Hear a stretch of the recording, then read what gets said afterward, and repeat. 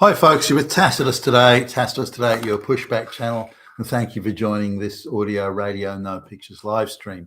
Please listen to this presentation as you're driving along in your car or your truck, or put in those earbuds and listen to it in public transport.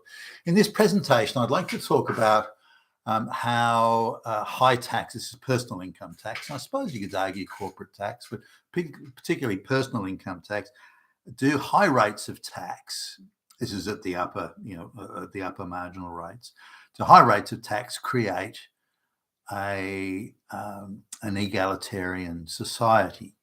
Do they militate against wealth creation? High rates of tax, do they squash innovation and wealth creation? People can't be bothered to work because the tax rates are so high, and so on.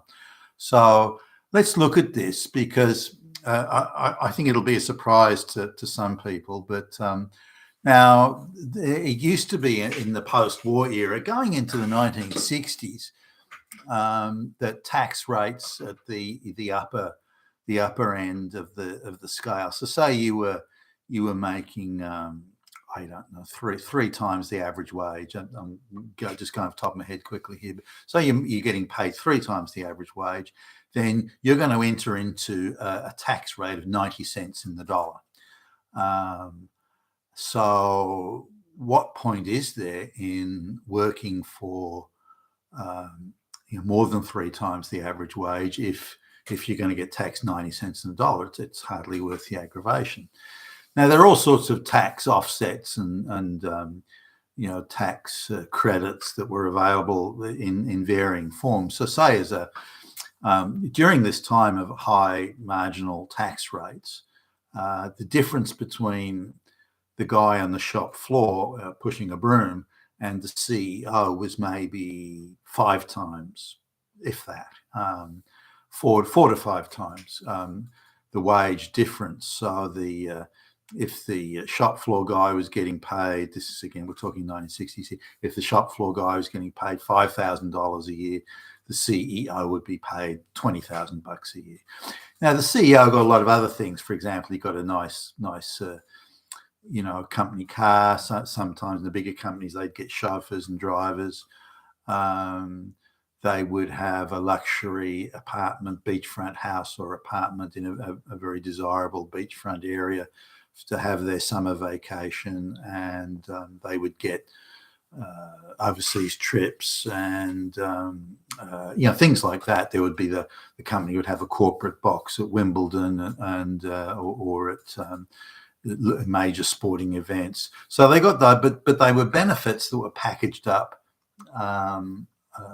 in addition to the salary. Now, those benefits weren't taxed; they were tax deductible to the company, and they weren't taxed as a benefit to the employee, whether it be the CEO or any C-level or whatever executive. And there were certain benefits, other benefits, subsidiary sort of benefits that they were, like, for example, say they were in a downtown car park, they were parking their car, that would be tax deductible. And so there were various benefits and conveniences that were added. Some of these guys would be luxury, effectively a luxury restaurant for the C-level executives, where they'd have French chefs preparing all sorts of cuisine, and that would be tax deductible. So there were benefits there, but it wasn't salary. So now, during this time when this very high tax rate existed, and thus the difference between the lowest paid and the highest paid people in the company was quite small. The range was quite small. Again, 400, 500% tops, not including the benefits, but just straight salary. During this time when these high tax rates existed, was an absolute boom time for the economy. Productivity was very high, and the cost of living was very low. Wages were constantly outstripping costs, so that the guy who was pumping petrol or gasoline in the American parlance, pumping gasoline and wiping your windows and that sort of stuff, he made enough money to buy a house and have a family. The guy working in the grocery store, the guy pushing stuff around a warehouse, stacking pallets or something. That guy made enough to buy a house. And people on the low, or what you think would be the lower wages, were able to buy houses, have families, and so on. Now, their income, the income of these people who had such huge purchasing power relative to what it is now, they were in the middle band of personal income tax, so they weren't subject to these high rates of income tax. But what the high rates did is they sort of squeezed everyone into the middle, because it simply wasn't worth working, getting a higher income if all it did was put you into the high tax rates. Now, I was in the last vestige of those tax rates. The tax rates were about 70 cents and a dollar, and I remember those. They didn't last long. I was like 18 or something, and they were still around. But I overwon the vacation, university sort of vacation, and I'm not, I don't know, 18 or 19 or something, and so I worked. I thought I'd try and make as much money as I could in the 3-month break. So I worked, a morning job, a day job, a night job, and a weekend job. Busted my ass, actually. And but I was making a lot of money, so I was making about 3 times the average wage. And I noticed, as I started this, that my tax rate at the margin, not in the middle, but at the margin, like when I reached a certain threshold of income, I was starting to pay 70 cents in the dollar. And so I looked and thought, well, hold on, I'm busting my ass to get ahead here. I want to make money quickly, and in the time that I have, it's only a 3-month window. I'm prepared to go without sleep and again bust my ass to. So why would the third job or the fourth job, whatever it was, that took me into that upper income band, and thus the 70 cents in the dollar, why would I do that?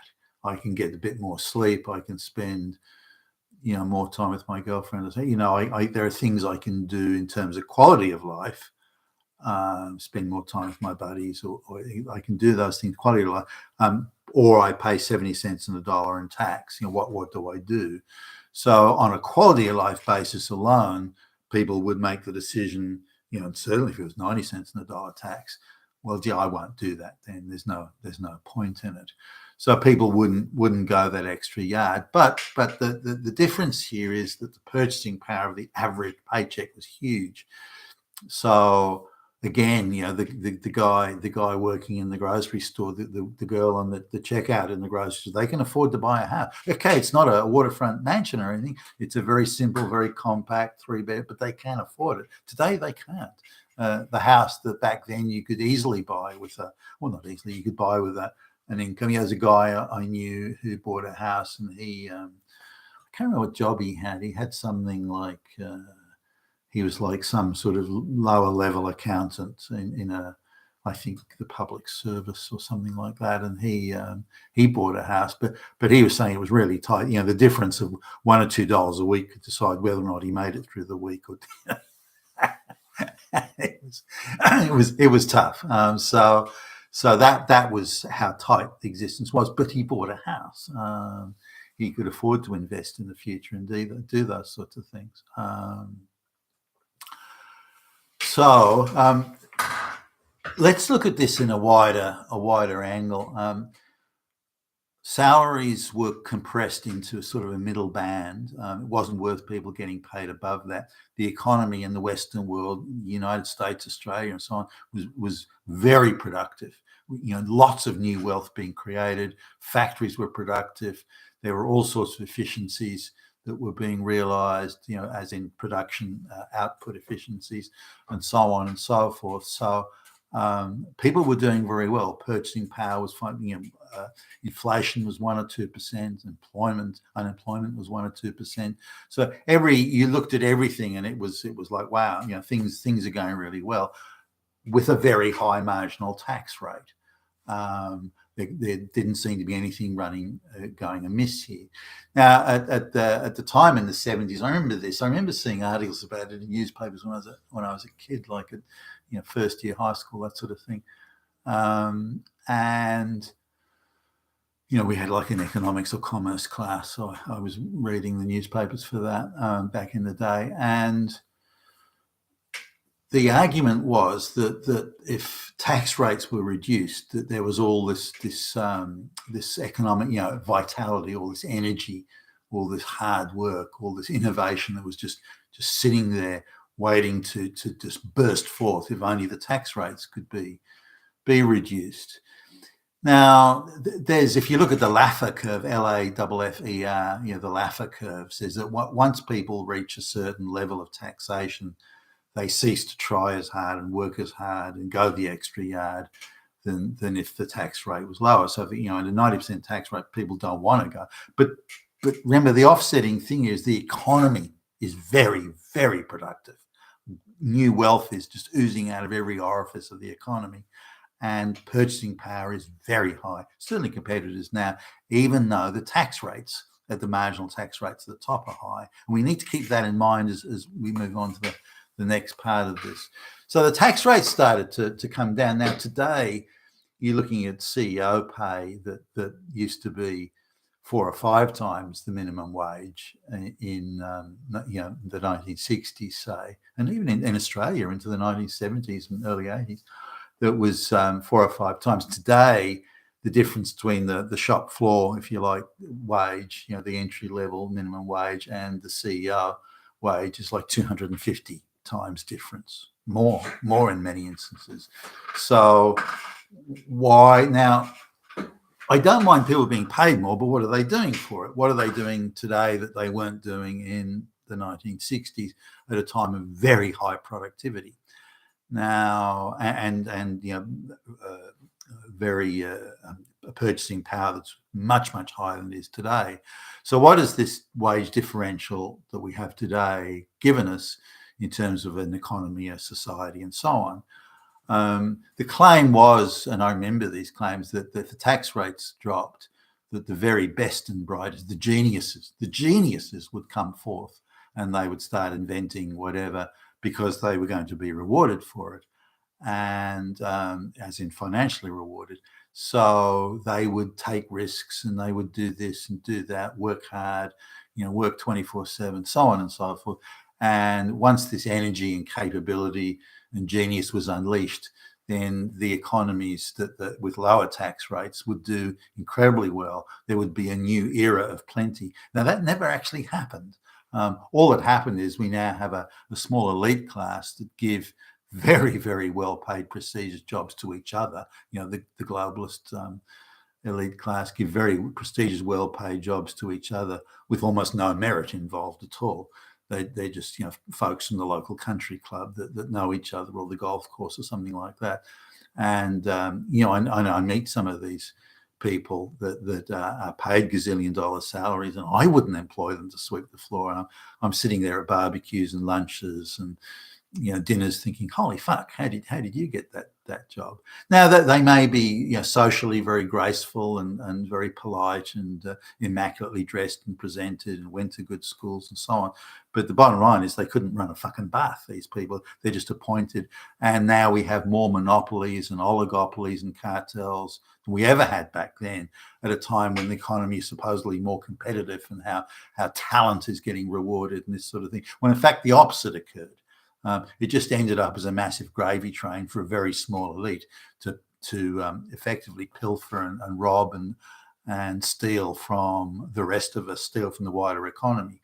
So the guy in the shop floor is no better off, income-wise, may have a slightly lower tax rate, but the cost of living has gone through the roof. So that guy is way worse off. The people at the apex, again, paying themselves massive salaries, are facing less market competition they did then. For example, looking at a big grocery chain. Now, in 1970, the CEO got paid $20,000 a year, plus various benefits such as a car and so on. Got paid $20,000 a year. Today they're paid $10 million a year. But back at the time, they had 11 competitors in the marketplace. Now they've got one, and so they've got much less competition. The market is rigged, stacked, cartelled, price fixed. They have zero competition, and yet they're being paid gazillions of dollars more than they were in 1970, but they've got no capability that's greater than in fact, I'd argue they're far less capable than they were back in the day because they have so little competition they have to face.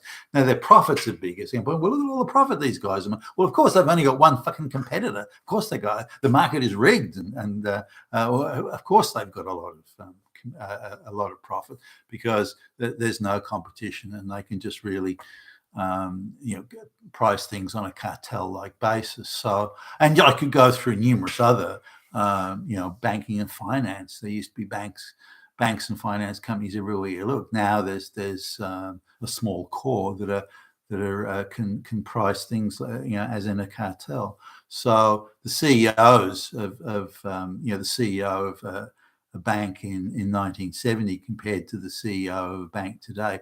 Today they can be paid $5, $10, $15 million a year for doing what? There's no competition or anything. Well, what are they actually doing? Fuck all is what they're doing.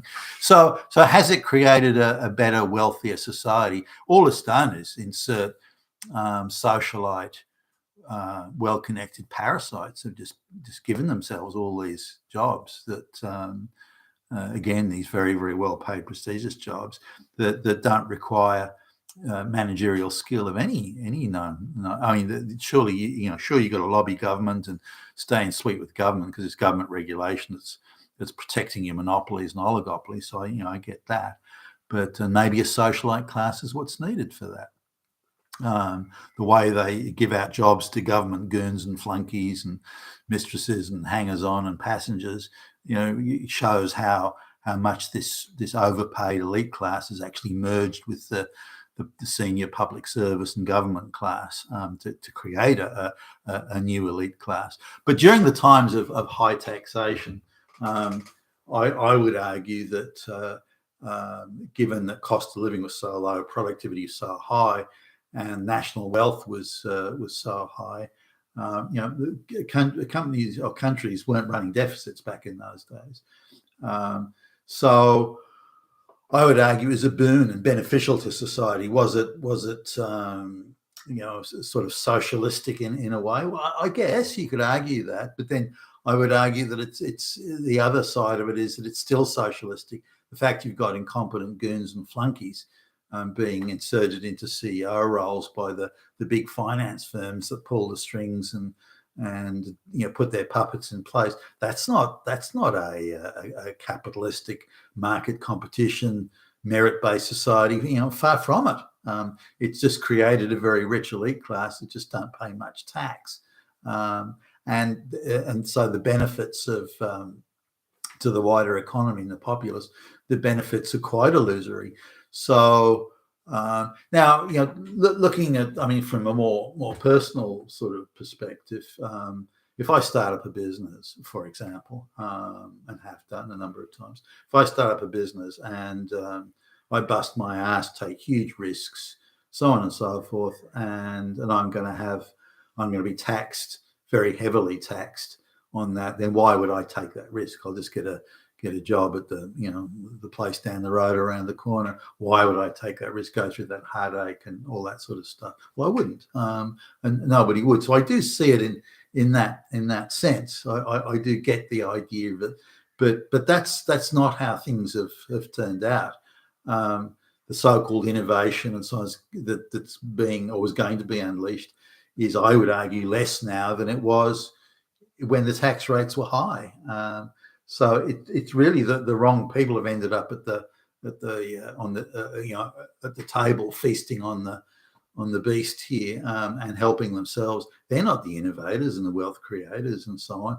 They're just the string pullers and the puppeteers who've enriched themselves at the expense of the rest of us. And I was talking to a guy about. I've seen this a number of times, but I was talking to a guy he's arranging to pay himself a huge bonus as the CEO of a company. And he's not in a sector that's he's not facing any competition. I kind of like the guy. There's something quite sort of charming and pleasant about being in his company, but that doesn't mean that he's not an idiot, and he is. And he's just managed to wangle himself a a gig that pays a lot of money. So he wants to set up his, and how he's working in concert to justify his bonus with the big money end of town that control the stock market price. So I mean, it's all a very choreographed scam here. But anyway, he wants to pay himself an extra several $1 million in bonus on some bullshit invented type trigger to generate this bonus payment. So I was talking about it. So, well, that's that kind. I didn't want to be difficult to get in his face about it. Like, well, gee, shouldn't you forego the bonus if you're not really producing the goods? Is more or less the type of direction I was heading with it. And he looked at me and he said, do you have any idea how expensive waterfront real estate is these days? I am in a prestigious position that requires me to have a certain standard of living. It requires me to party at a certain level. It requires me to entertain at a waterfront mansion level. And to do that, I need lots of money. And the only way I can get that money is by effectively fiddling the bonus system. So I get paid gazillion dollar bonuses. Do you have any idea how much money my wife spends? And on it went. So this was the thing so it was all about social class and all about the need to play in the rich people's sandpit, not what he's going to produce or create or deliver or the innovation or anything like that. It's all playing in a particular social class. So I would argue on balance that the high taxation rates did not stifle economic activity. The West was booming and very productive with, as I say, very low inflation and low unemployment. And the guy pushing the broom in the warehouse could afford to buy a house. Again, something very basic, but he could afford to buy a house. Whereas today, that dude pushing the broom can't even dream of buying a house under any circumstances. You've been at Tacitus today, your Pushback channel, and thank you for listening.